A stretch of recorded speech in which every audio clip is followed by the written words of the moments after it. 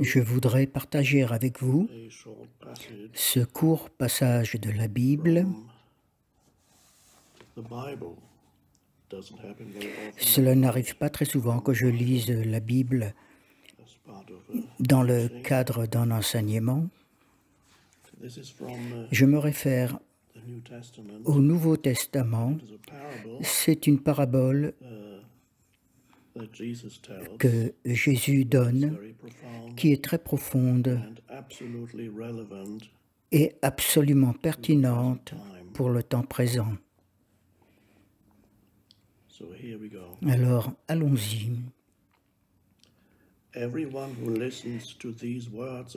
Celui qui entend mes paroles et les met en pratique est comparable à un homme qui construit sa maison sur le roc. La pluie est tombée, les inondations sont venues, les vents ont soufflé et ont encore battu la maison. Mais elle ne s'est pas effondrée. Elle avait été solidement fixée sur le roc. Et tous ceux qui écoutent mes paroles mais ne les entendent pas seront comme des fous qui construisent leur maison sur le sable. La pluie est tombée, les inondations sont venues, les vents ont soufflé et ont encore battu la maison. Elle s'est effondrée et fut complètement ruinée. Nous allons donc comprendre le sens profond de cela. Tous ceux qui écoutent ces paroles et les appliquent signifie évidemment tout le monde qui écoute l'enseignement et met en pratique l'enseignement. Et bien sûr, Jésus enseignait: trouvez le royaume des cieux qui est en vous, pas quelque part ailleurs dans l'espace ou dans le temps. Trouvez la dimension transcendante du royaume qui est en vous et qui est une dimension plus profonde ou une dimension plus élevée de la conscience, accessible à tout le monde. Et l'homme qui construit sa maison, c'est vous. La maison, c'est vous. Les inondations sont venues, la pluie est venue, battre à nouveau la maison signifie évidemment une certaine forme d'adversité que vous rencontrez inévitablement dans votre vie. Une forme d'adversité extrême, que ce soit au niveau personnel, tout comme nous le vivons actuellement au niveau collectif. Maintenant, si vous n'êtes pas allé assez profondément, parce que, rappelez-vous, vous êtes la maison, si vous n'êtes pas allé assez profondément, vous n'avez rien trouvé au-delà de l'esprit de la pensée conceptuelle. Ensuite, les inondations sont venues, la pluie et le vent est venu, l'adversité, quoi que ce soit, dans ce cas, nous savons ce que c'est, vous dévastera. Et même si vous ne tombez pas malade ou ne contractez pas le virus, la peur vous consumera comme elle consume des millions d'humains actuellement. Et pourquoi avez-vous peur? Qu'est-ce que cette peur? Cette peur est une certaine forme de pensée que vous projetez vous-même dans un moment futur. Et vous n'êtes plus présent. Car si vous étiez présent, vous vous rendriez compte qu'en ce moment, il n'y a rien à craindre. Seulement, quand vous quittez ce moment, la peur survient sous la forme d'une pensée, qui crée alors une émotion. Donc,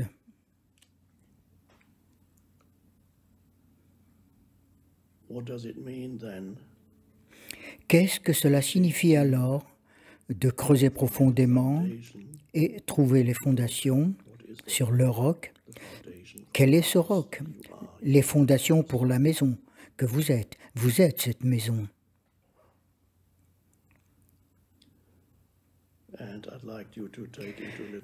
Et j'aimerais vous donner une petite méditation maintenant afin d'illustrer et vous permettre d'expérimenter de première main que signifie creuser profondément.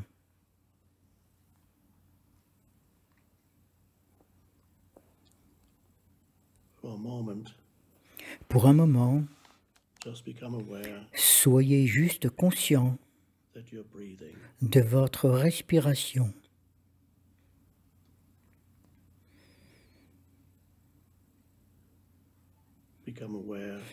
Devenez conscient de vous-même. Pas le soi conceptuel, pas devenir conscient de votre histoire personnelle ou devenir conscient d'un moment futur imaginaire.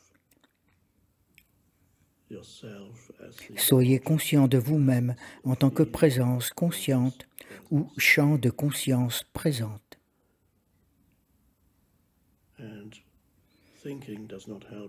Et ici, la pensée ne vous aidera pas. La pensée est un obstacle. Donc, vous allez plus loin que la pensée. Et vous pouvez être complètement conscient et présent, et pourtant avec une très petite activité mentale. Et là, c'est le début de la réalisation de votre identité profonde, que j'appelle parfois votre essence identité. Et votre essence identité est inséparable du moment présent. C'est l'intemporel, l'éternel présent. C'est une dimension profonde de la conscience que celle avec laquelle vous vous identifiez habituellement.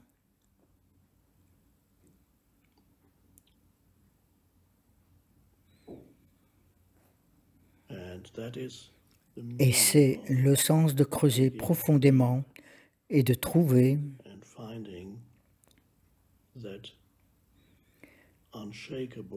cette fondation inébranlable qui est au fond de vous, dans chacun. L'adversité est une merveilleuse opportunité parce que l'adversité vous oblige à aller plus profondément. L'adversité vous oblige à vous éveiller à la dimension plus profonde de qui vous êtes. Pourquoi l'adversité vous oblige?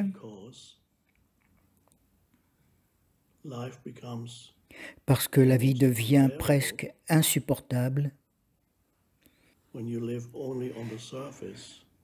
quand vous vivez seulement à la surface des perceptions, des sens et de votre esprit conceptuel, et vous écoutez les nouvelles, et vous écoutez toutes sortes de choses, et tout le monde est dans un état de peur. Cela, c'est la maison construite sur du sable. Car quand viennent les inondations, le vent vient, les tempêtes arrivent, la maison s'effondre, ce qui signifie que vous êtes la maison. Dans cette parabole, vous êtes dévasté dans un état d'extrême anxiété, dans une souffrance extrême, bien que rien ne se soit réellement passé. Sauf si vous contractez une maladie, c'est quelque chose dont nous pourrons parler plus tard. Bien, la maison, votre maison, la maison que vous êtes, y vivez-vous à la surface? C'est votre maison construite sur le sable. Ou êtes-vous capable de creuser et trouver les fondations en vous-même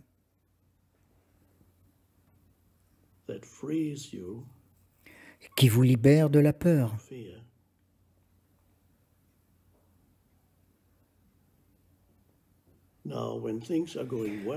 Maintenant, quand les choses vont bien, il est probable que les humains ne puissent pas être dérangés. Pour aller plus loin, pourquoi? S'il y a des choses qui vont bien, ok, j'ai hâte de mes prochaines vacances, le week-end arrive, et quoi que ce soit, un bon repas m'attend. Une zone de confort. Vous êtes dans votre zone de confort. Je n'ai jamais entendu parler de quelqu'un qui s'éveille dans sa zone de confort. Il n'y a rien de mal avec la zone de confort. Profitez-en quand elle est là. Elle dure un moment et puis quand une forme d'adversité survient, que ce soit au niveau personnel ou au niveau collectif, une forme mineure d'adversité ou parfois de beaucoup plus sérieuses formes d'adversité, des calamités potentielles auxquelles vous pourriez soudain être confronté au fait de la mortalité, une grande perte, une grave maladie, au niveau personnel ou au niveau collectif, guerre, troubles civils, guerre civile, effondrement financier, invasion de votre pays. Toutes sortes de choses peuvent arriver. Et actuellement, nous faisons l'expérience de la dite pandémie, l'adversité collective, qui n'affecte pas juste une personne, non, qui en touche des millions en même temps.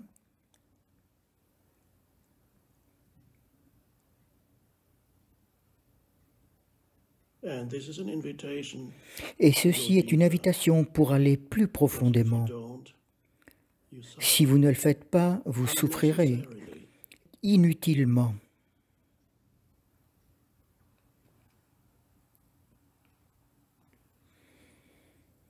Des millions de gens sont dans un état de peur et d'anxiété.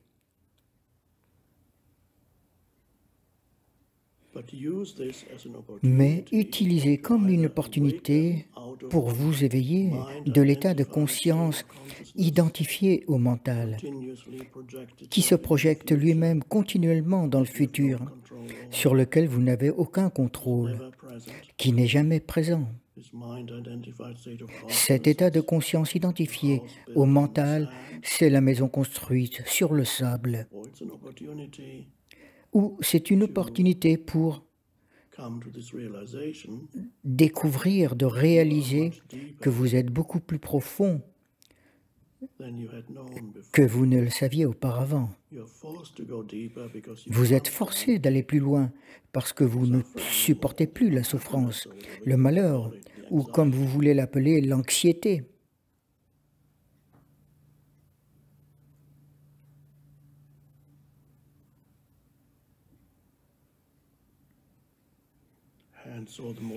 Et donc la chose la plus vitale dans toute situation, c'est l'état de conscience avec lequel vous rencontrez la situation.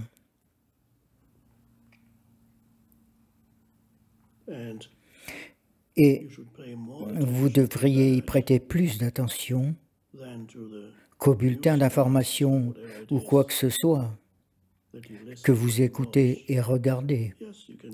Oui, vous pouvez le faire aussi.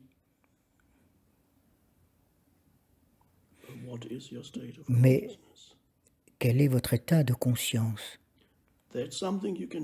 C'est quelque chose que vous pouvez faire. Il n'y a pas grand-chose à faire sur la situation extérieure. Vous pouvez prendre des précautions, vous pouvez aider d'autres personnes dans la mesure du possible. Tout cela, c'est bien. Vous faites tout ce que vous devez faire. Et peut-être que beaucoup de gens sont maintenant obligés de rester à la maison et il faut le faire. Vous devez être soudain en retraite privée à la maison. C'est aussi une opportunité pour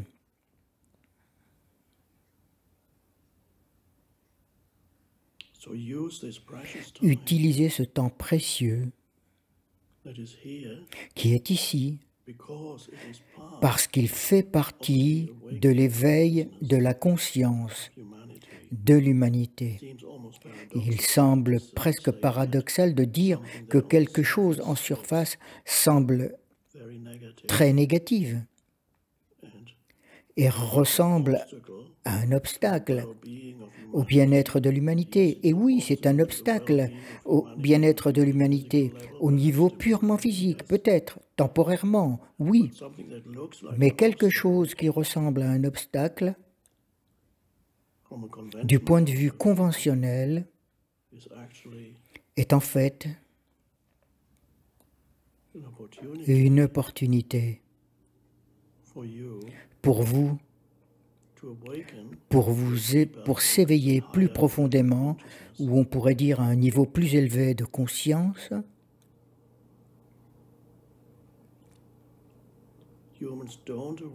Les humains ne s'éveillent pas lorsqu'ils sont dans leur zone de confort. Ils s'éveillent quand ils sont sortis de leur zone de confort. Tout le monde ne le fait pas, c'est une opportunité. Si vous ne vous réveillez pas quand vous n'êtes plus dans votre zone de confort, vous souffrez. Vous êtes malheureux, vous êtes anxieux, vous avez peur.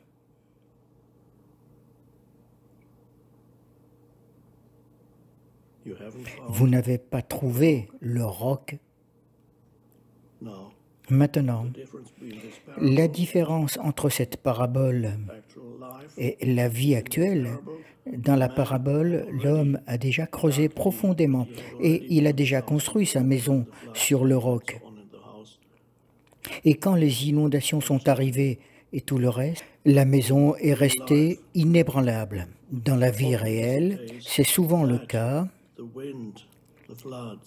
Il arrive souvent que le vent, les inondations, la pluie battent contre la maison, ce qui signifie l'adversité surgissant dans votre vie. L'adversité vous force, si vous ne l'avez pas déjà fait, elle vous oblige à aller plus profond. Et il n'est donc pas trop tard pour commencer à creuser face à l'adversité. Beaucoup d'entre vous sont déjà dans le processus de l'éveil. Probablement la plupart d'entre vous qui écoutez cela. Et ce qui nous arrive maintenant est une merveilleuse opportunité pour vous d'aller plus loin, plus profond, un approfondissement de cette accélération de l'éveil.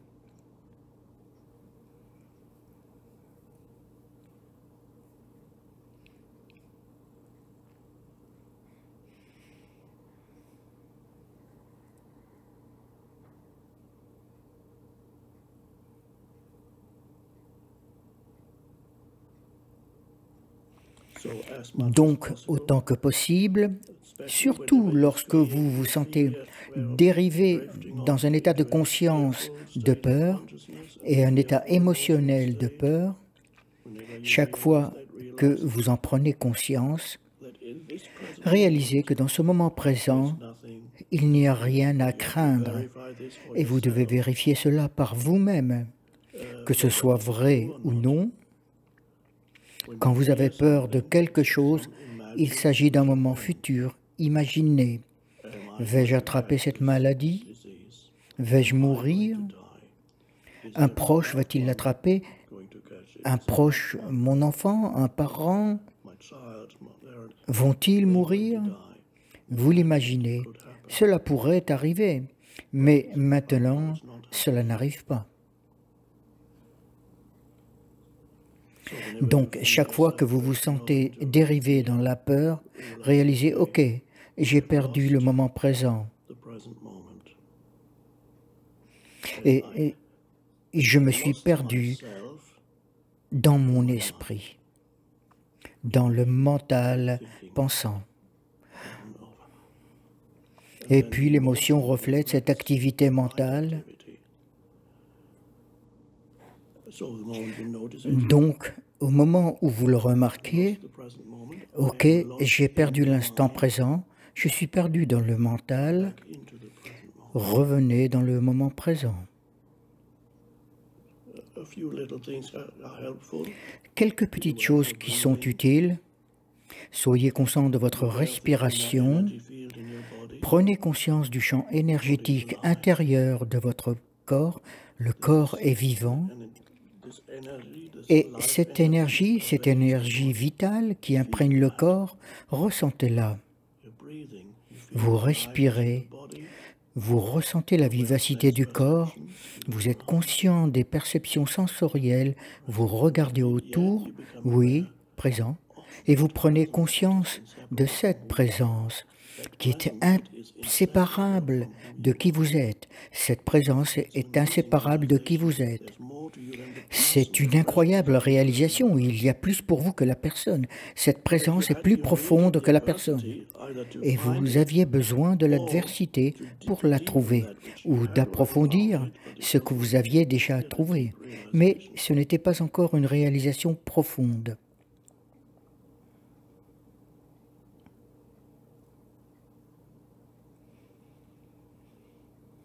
so Donc, this is a time of c'est le moment great opportunity. pour une grande opportunité.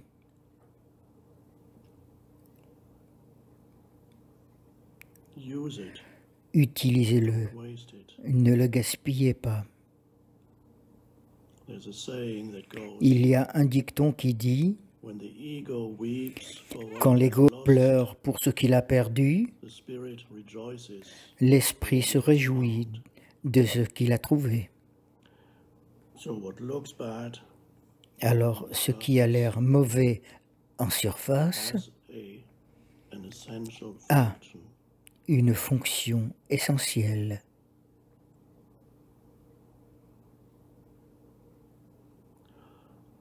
I will speak to you again soon. Je vous reparlerai de nouveau bientôt.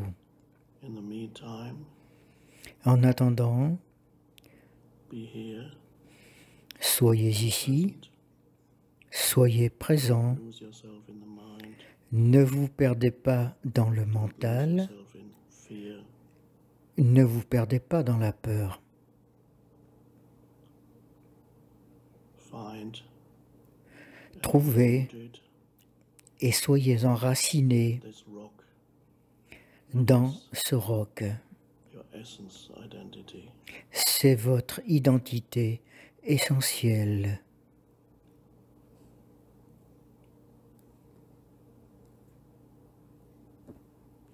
Merci.